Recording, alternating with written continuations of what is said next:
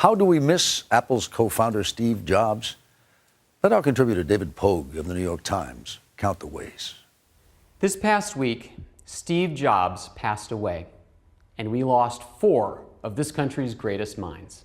That's not a joke. Steve Jobs was one of the greatest designers to come along in decades, and one of the greatest marketers, and businessmen, and visionaries. All of those things in one person, 1 in a million.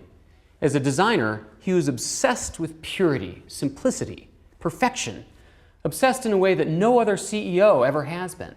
He dictated the color of the power cords, the placement of the buttons, the iPod colors. Did you ever notice that every single Apple product has gracefully curved corners? The screens, the laptops, the tablets, the phones, even the windows. That's all Steve. Now, beautiful components cost more. There's never been a $400 Mac. But Steve Jobs didn't care. Beauty was more important than price. And that's just not done. Like every great classic story, I've divided it into 3 acts. Then there was Steve Jobs, the marketer. This guy was hypnotic. People used to call it his reality distortion field. And the screen literally floats in midair. It's unbelievable. How when you were in his presence, everything he said seemed to be persuasive. Today, Apple is going to reinvent the phone. You saw his vision. You wanted to do what he wanted.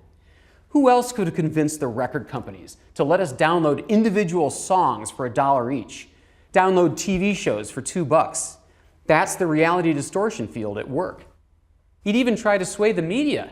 He used to call me at home to rant about something I'd written that he disagreed with, something I got completely wrong. Or sometimes to praise me for seeing the big picture. A CEO calling a reporter at home to yell at him? Sorry, that's really not done. And then there's Steve Jobs, the businessman, the guy who made Apple the world's most valuable company, tied with ExxonMobil. Nobody would have bet on Steve Jobs to be that guy.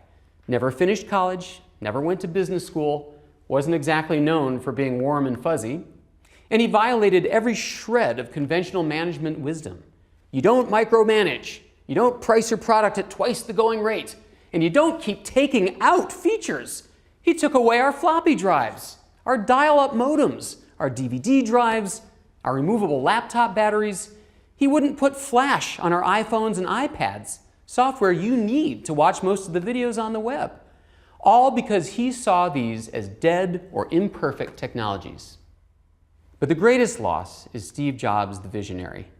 This guy never conducted focus groups. He knew what we wanted before we did.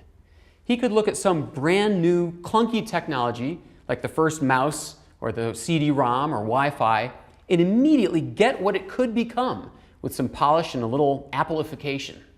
These days, every electronics company tries to imitate Apple's products. There are enough iPhone and iPad clones to pave the earth 6 times over.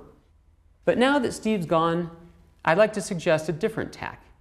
Instead of trying to copy Apple, why don't we strive to emulate what made Steve Jobs unique? See the potential in new ideas. Keep questioning why we do things the old way. Build beauty into everything we do. I know, that's just not done. But if Steve Jobs, the designer, the marketer, the businessman, and the visionary, showed us anything, it's that you can make beautiful, elegant, simple things and still make billions in the process.